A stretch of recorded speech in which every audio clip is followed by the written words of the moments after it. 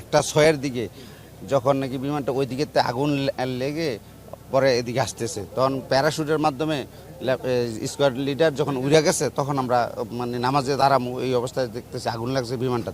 তখন আইসা প্যারাশুটটা এই গাছের মধ্যে আটকে গেছিল। পরে স্কোয়াড লিডার যে একটা রুমের মধ্যে পড়ছিল এটা কেউ জানতো না, মানে ওই রুমটা ছিল বদ্ধ তালা মারা। 1.5 ঘন্টা পরে আমরা সবাই দেখছি যে ওই বেলুনটা গাছের মধ্যে একটা ঝুলতেছে। তখন আমরা ভাবলাম যে বেলুন এখানে কেন রয়েছে, আমরা ভাবছি যে ওইখানেই স্কোয়াড লিডার মারা গেছে। তখন স্কোয়াড লিডার যখন ওইখানে মারা গেছে মনে করছি, তখন তো এদিকে আর আমরা এতই প্যারাসাদ নিয়ে নেই কা, আমরা ওইদিকে নিয়ে ব্যস্ত, পানি টানি বালি টালি নিয়ে ওইদিকে আগুন নিবানোর অনেক চেষ্টা করতেছি। তখন অনেক 1.5 ঘন্টা মানে 1 ঘন্টা 20 মিনিট পরে আমরা যখন একটা ইঞ্জিনিয়ার দেখছে যে বেলিন, তারপরে একটা রুম তালাবদ্ধ আছিল, ওই রুমটা খুলছে, খোলার পরে উনি মানে একদম ডেটও না আবার মানে মুমূর্ষ অবস্থায়, পরে হেলিকপ্টার দ্রুত আইসা ওনাকে নিয়ে গেছে, উদ্ধার করে নিয়ে গেছে।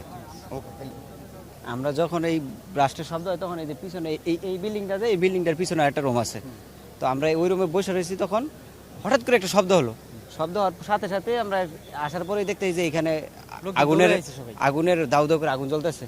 তখন আমরা সর্বপ্রথমে আমরা এলাকার লোকজন আসার পরে আমরা ওই সাইডে এই 2 তলার আরেকটা গেট আছে ওই সাইড দিয়ে, ওই গেটটা আমরা বের করে ছাত্রছাত্রী কিছু আমরা বের করার সাথে সাথে তখন এইখানে আসার সাথে সাথে আবার আগুনের আরো লেলি বের হয়ে আসে।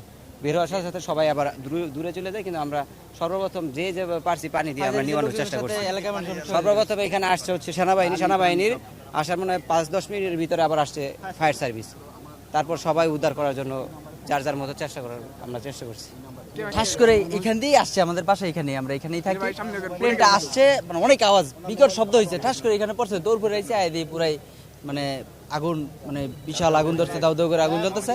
তৎক্ষণাৎ সাথে সাথে বাল্টি নিয়ে যেভাবে পারছি লোকেদের সাথে পানি টেনে দিছি, এতটুকুই। 1:06 দিকে মানে আগুন ধরছে এখান থেকে আরো প্রায় 5-7 কিলোমিটার দূর থেকে দৌড়, ওইখান থেকে আগুন ধরার অবস্থা, আকাশে আগুন ধরার অবস্থায় প্লেনটা আসতেছিল। তখন আমরা মানে ওইভাবে বুঝতে পারি নাই।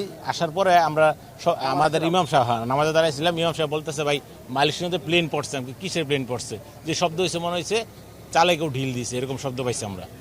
তখন আমার বাচ্চা আবার এই বিল্ডিং এ পড়ে, আপনার এই বিল্ডিং এর 2 রুম পরে তো আমার ওয়াইফ আমার ফোন দিল, বলো যে আনাবা তো ওই ইয়াতে প্লেন হায়দারের বিল্ডিং এ প্লেন তো অনেকে পড়ে গেছে।